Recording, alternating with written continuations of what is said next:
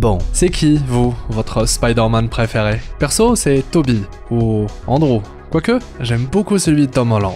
Ok, difficile de choisir. Par contre, aujourd'hui, on va surtout se concentrer sur le Spidey de Tobey Maguire. Car on va parler du fameux Spider-Man 4 jamais sorti, explorer ce qu'on sait de son histoire, de son script, et voir pourquoi ce projet pourrait finalement revenir sur le devant de la scène. Car oui, on a du nouveau. Et puis, on ira aussi du côté du futur des Spidey, avec Doomsday et surtout Secret Wars, où Tobey comme Andrew pourrait bien avoir un rôle clé à jouer. Un contexte très important qui favorise grandement le retour de Tobey avec son propre film. Sortez vos costumes de super-héros, installez-vous confortablement et explosez le pouce bleu avec le gant de l'infini. Je suis HeroesF et aujourd'hui c'est avec grand plaisir qu'on parle du Spider-Man 4 de Tobey, mais aussi du futur de tous les Spider-Man au cinéma. Bon visionnage.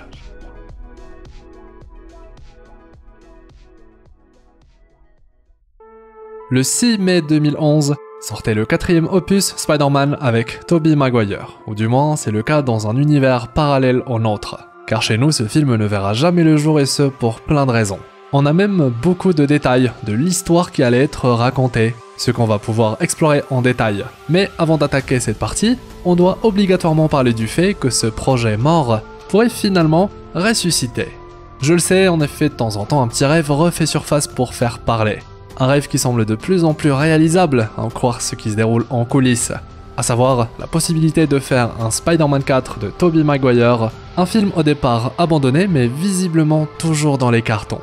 Et si on a toujours eu des petites rumeurs, voire des infos ici et là, concernant le futur du projet, comme avec Sam Raimi qui a réalisé la trilogie Spider-Man de Tobey, qui après avoir réalisé Doctor Strange The Multiverse of Madness pour Marvel, avait évoqué le fait qu'il y avait, je cite, une chance pour qu'il puisse faire un Spider-Man 4, il disait même que tout était maintenant possible dans l'univers Marvel, ce qu'on a pu confirmer car peu avant Strange 2, on a eu le trio de Spidey dans un même film, un autre rêve devenu réalité, alors on est en droit de se dire qu'à partir de là, tout peut arriver.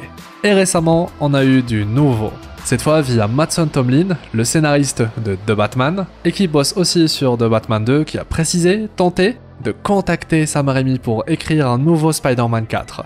Un film qui forcément a bien évolué depuis 2011, déclarant qu'il voulait écrire une histoire où le Spidey de Tobey doit jongler entre sa vie de mari et père et son rôle de Spider-Man. À l'heure où sort cette vidéo, l'actrice qui incarne Mary Jane dans les Spider-Man de Tobey a elle aussi eu le temps de réagir, précisant à son tour que ce serait vraiment cool. Je cite, « Je ne sais pas si les fans vont être dans ce délire où Peter et elle sont parents, vu que le film va être orienté famille, mais elle pense que ce serait vraiment un film intéressant. Replonger dans l'histoire de ce Spider-Man, et maintenant avec Peter, ils ont des enfants. » Tobey Maguire, lui, de son côté, a plusieurs fois eu la possibilité de se prononcer concernant tout ça. Et vu son retour pour incarner son Spider-Man iconique dans Spider-Man No Way Home aux côtés d'Andrew et Tom, clairement lui est là si le projet est relancé. Il avait même déclaré que No Way Home lui a redonné d'enthousiasme pour jouer ce personnage, et il est, je cite, clairement ouvert à des retrouvailles. Du coup, la balle est dans le camp de Sony qui ferait le milliard avec un tel film. Je veux dire, un film Spider-Man 4 pour continuer l'histoire de Tobey, tout le monde irait au cinéma pour regarder ça. Surtout au vu du contexte actuel avec un Tobey Maguire qui a déjà fait son retour, et les fans ont adoré le revoir sous le costume de l'homme araignée. Il a changé, nous aussi, et une nouvelle histoire pour découvrir ce Peter Parker sous un autre jour avec sa fille Mayday, ce serait incroyable.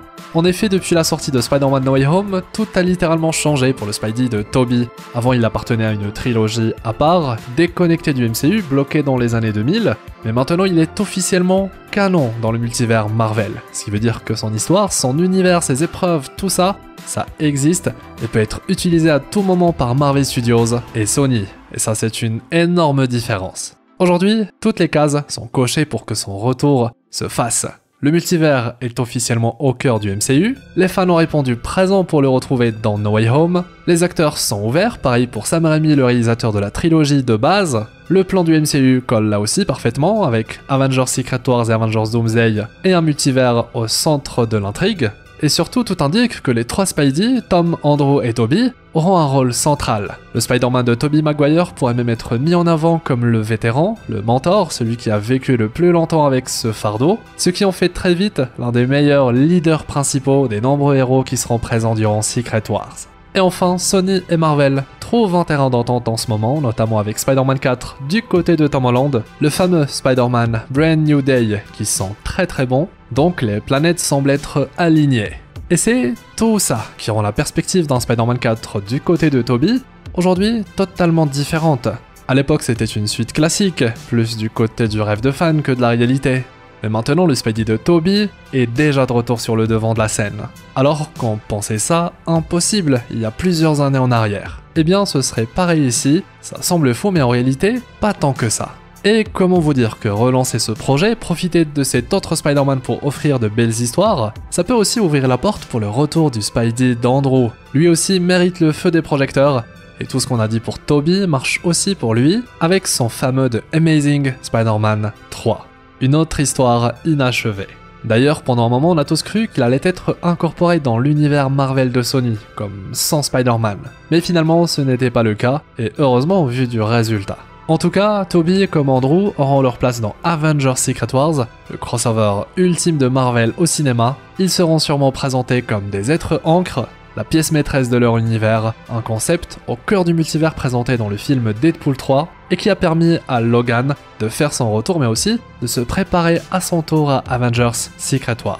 Bref, rendez-vous prochainement pour ces films crossover qui pourraient carrément ouvrir la porte vers la suite des histoires des Spidey de Tobey mais aussi Andrew Garfield. Nous, je suis sûr qu'on sera là pour suivre ces aventures, enfin pour continuer de suivre ces Spider-Man iconiques. Maintenant, le tout devient intéressant lorsqu'on décide d'en savoir plus sur l'histoire originelle de ce Spider-Man 4 jamais sorti, et comment cette idée d'avoir un Peter Parker qui doit trouver un équilibre entre famille et vie de héros était en réalité déjà présente, déjà prévue. Alors, à quoi aurait ressemblé ce fameux Spider-Man 4 avec Tobey Maguire ? L'histoire reprend directement après les événements de Spider-Man 3. Peter Parker est fatigué, abîmé par toutes les pertes qu'il a déjà vécues, entre la mort d'Harry Osborn, la rupture et réconciliation difficile avec Mary Jane, et le poids constant de sa responsabilité en tant que Spider-Man. En somme, Peter entre dans une phase de sa vie où être Spidey n'est plus seulement une mission, c'est un fardeau qui menace de détruire ce qui lui reste de personnel. Et c'est là qu'arrive une nouvelle menace, le vautour, un criminel plus âgé, sans pitié, prêt à tout pour se venger du monde qui l'a rejeté. Et là où le bouffon vert ou Venom représentait des miroirs de Peter en termes de symbolique bien sûr, le vautour lui reflète quelque chose de plus dur, comme une haine qui ronge de l'intérieur. C'est littéralement une version corrompue de ce que Peter pourrait devenir s'il renonçait à ses valeurs, à cette mission qu'il s'impose depuis toujours. D'ailleurs, une phrase résonne encore et toujours dans sa tête, celle de son oncle, Ben, comme un rappel permanent de ce qu'il doit jamais incarner. Mais Peter Parker, notre Spidey de ce 4e opus, n'est pas seulement confronté à un nouvel ennemi. Dans ce film, une autre épreuve se dresse sur son chemin, la fameuse Felicia Hardy, une mystérieuse femme qui surgit dans sa vie et qui, d'une certaine manière, incarne la tentation. En effet, Black Cat est une voleuse aussi séduisante qu'insaisissable. Mais surtout, elle semble comprendre Peter d'une façon que Mary Jane n'a peut-être jamais pu. En effet, comme lui, elle vit une double vie, coincée entre l'ombre et la lumière. Et forcément, ça rapproche. Sauf que ce lien met Peter face à un dilemme déchirant, rester fidèle à MJ et la stabilité rassurante qu'elle représente, ou céder à l'appel que représente Black Cat.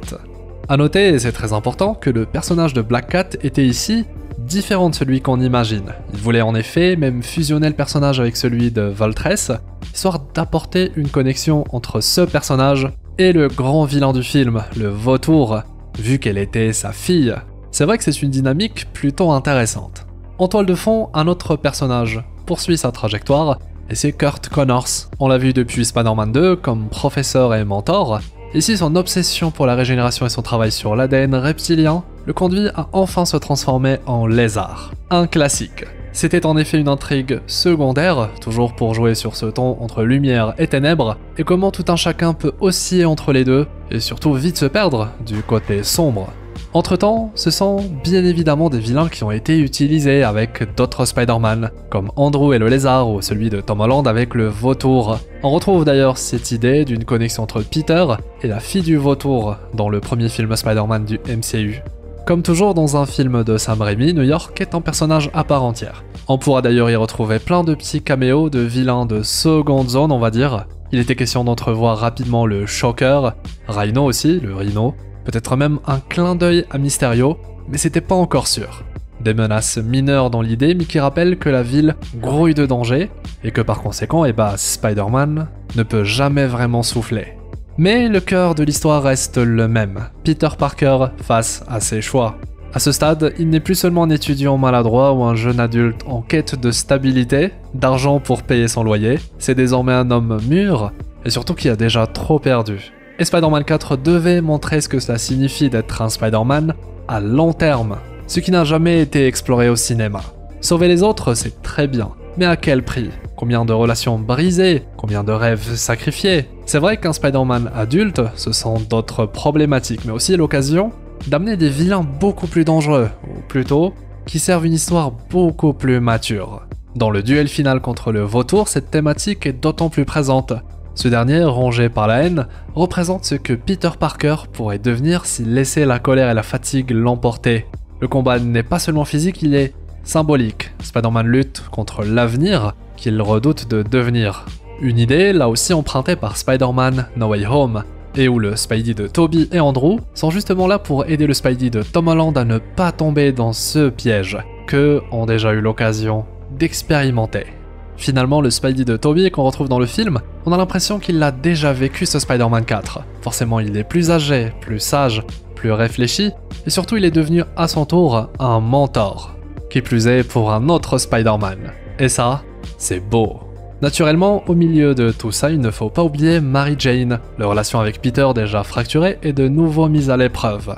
Car être Spider-Man, c'est constamment devoir choisir, une sorte d'éternel dilemme. Peter Parker peut-il vraiment être heureux ou est-il condamné à sacrifier son bonheur pour sauver celui des autres? Et c'est là qu'entre en jeu ce qu'on disait, mais aussi ce que disait le scénariste de The Batman qui souhaite écrire un nouveau Spider-Man 4 avec Tobey. Le rapport entre un Spider-Man mari et père et le devoir qu'est être un héros comme Spider-Man. En d'autres mots, on avait déjà la base de ce script à l'époque, et aujourd'hui, cette même histoire peut être remaniée, réexplorée avec la vision d'aujourd'hui et surtout le contexte d'aujourd'hui. Un Tobey de retour et surtout qui évolue dans un multivers. Car oui, amener un Spidey mari et père, c'est une belle porte d'entrée vers l'arrivée de Mayday Parker, et qui sait, le multivers pourrait utiliser ce personnage pour le connecter à une autre saga Spider-Man, celle en cours avec le Spidey de Tom Holland. Une suggestion pour montrer à quel point ils ont le droit à plein de possibilités en donnant vie à une suite à l'histoire d'un Spider-Man qui a tout commencé. Voilà du coup ce qu'aurait été Spider-Man 4, en effet un chapitre plus sombre, plus mature, qui aurait plongé Tobey Maguire dans la peau d'un Peter beaucoup plus âgé, plus brisé mais toujours déterminé. Je pense que c'est le bon mot, déterminé. Un film où chaque vilain n'est pas qu'un obstacle, mais un miroir déformé de ce que Spider-Man lui-même peut devenir, un thème qu'on retrouvait déjà dans les autres films Spider-Man, où des vilains peuvent parfois devenir des héros, mais aussi l'inverse. Spider-Man 4, c'est donc une histoire inachevée mais qui aurait pu conclure, ou au contraire relancer d'une toute nouvelle manière la saga de Spidey version Sam Raimi. De la même manière que le film Logan, autour d'un héros vieux et brisé, a réussi à livrer une histoire acclamée par le public, provoquant récemment le retour de Wolverine, c'est là aussi l'occasion d'apporter un nouveau regard sur un autre héros, cette fois Spider-Man. En tout cas, les visuels, concept art et animation qui sont depuis l'époque dispo un petit peu partout, font clairement rêver, et avec le retour de Tobey sur le devant de la scène, je fais partie des explorateurs qui aimeraient beaucoup découvrir la suite de ce Spider-Man à travers un film solo. Car le personnage lui va forcément revenir dans le MCU, notamment via Avengers Secret Wars, un film où les plus grands héros tout univers confondus vont se retrouver à devoir s'allier contre une menace taille multivers. Du moins c'est la promesse. Et vous l'aurez compris, c'est avec tout ce contexte en tête, si Spider-Man 4 finit vraiment par voir le jour, comme on l'a vu, alors il va être différent de ce qu'on a découvert. Ok, la base peut être la même, mais force est de constater que beaucoup de choses ont déjà été faites entre-temps dans d'autres films Spider-Man.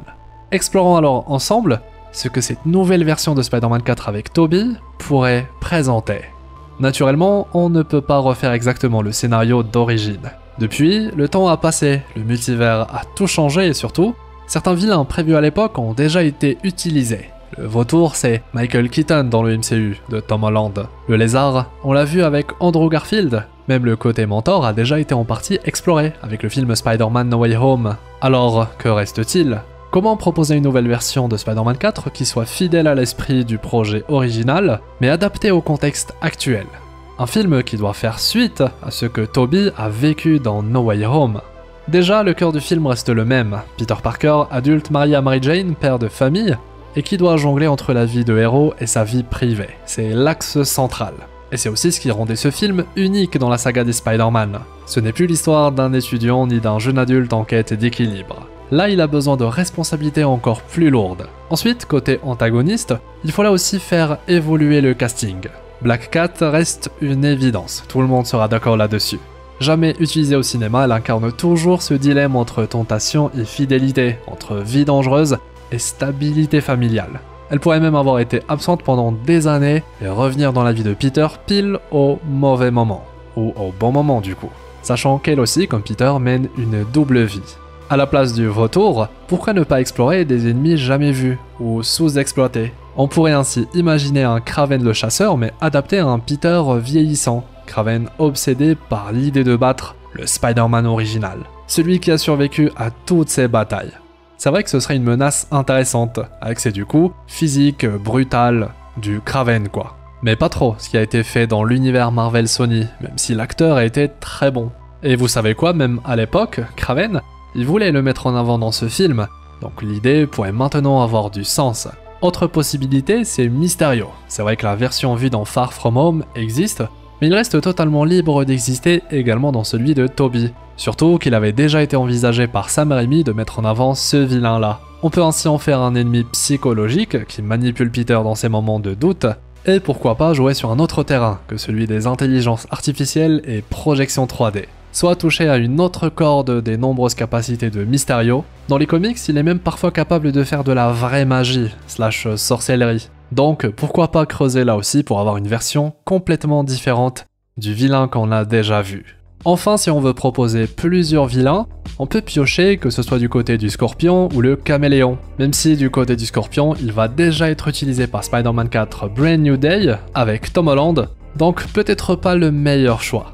Côté personnel maintenant, dans ce nouveau script, l'idée serait de montrer Peter au bord de la rupture. Sa fille Mayday pourrait pourquoi pas découvrir petit à petit qui est vraiment son père. Ou alors à son tour, elle souhaite marcher dans les pas de son père, là où pour Peter il est hors de question que sa fille soit à terme confrontée aux mêmes difficultés que lui. Pourquoi pas aborder une Mary Jane qui supporte de moins en moins les absences et les dangers. Surtout s'il est question d'un enfant qui rejoint la famille. Et aussi Black Cat qui revient dans sa vie comme une tentation vers l'ancien Peter, c'est là aussi un axe très intéressant. Les jeux Spider-Man ont d'ailleurs tenté d'explorer cet axe avec leur Black Cat. Enfin, il faut un ennemi majeur dans l'idée pour remplacer l'ancien vautour, et qu'il s'agisse de Kraven ou autre vilain iconique de l'homme araignée, il faut rendre son arc tout aussi important que celui de Peter, car un vilain réussi, c'est forcément un héros intéressant à suivre. Maintenant, là où cette version du script, ce nouveau Spider-Man 4 de Tobey, est complètement différent de l'ancienne version, et aussi là où il devient le plus intéressant, c'est qu'il se connecte directement au multivers du Marvel Cinematic Universe. Peter pourrait donc se trouver face à des conséquences directes du choix dans No Way Home de sauver certains vilains. Peter pourrait même devoir faire face à une menace dite multiverselle. Plusieurs pistes qui peuvent relier directement le Spidey de Tobey à sa possible présence prochaine dans Avengers Secret Wars. Et qui sait, même avant dans Doomsday, car un Spidey de Tobey lié au MCU, c'est aussi un héros de son monde qui pourrait en être l'être ancre, connectant directement ce Spider-Man au TVA, la police du temps du MCU, qui on le sait s'intéresse beaucoup à ces êtres-là. Il se prépare même à une grande guerre, contactant déjà plusieurs héros iconiques de chaque univers, et visualisant ce qu'ils appellent des possibles futurs. Bref, le Spidey de Tobey pourrait faire partie d'un tout et être directement impliqué personnellement dans l'intrigue finale de la saga multivers. Si Spider-Man 4 version Tobey Maguire il faudra alors faire du neuf avec du vieux, adapter, contextualiser et surtout utiliser tout ce qui n'était pas accessible avant pour raconter une histoire qui en vaut la peine. Un film plus intime, plus sombre, mais aussi un film qui se connecte forcément avec ce que Secret Wars va amorcer. Car un tel film va sûrement s'inscrire dans le nouveau multivers que donnera vie l'après Avengers Secret Wars. Un reboot, un soft reboot plus précisément, un renouveau où toutes les versions de Spider-Man ont leur place.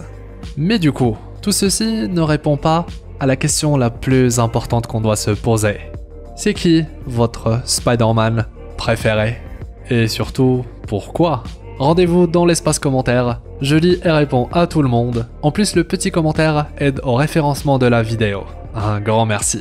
Merci pour votre confiance, merci pour votre fidélité, merci pour vos pouces en l'air, le like avec le gant de l'infini. Je suis toujours très content de voir que vous êtes très nombreux à soutenir mon travail. Et puis abonnez-vous si ce n'est toujours pas fait, objectif 350 000 explorateurs d'univers. Foncez voir cette vidéo à ne surtout pas rater, elle aussi une belle exploration bien fournie en informations et théories. Quant à moi, eh bien, je vous souhaite une belle journée, une agréable soirée. C'était Hirosef, votre explorateur d'univers préféré, pour vous servir.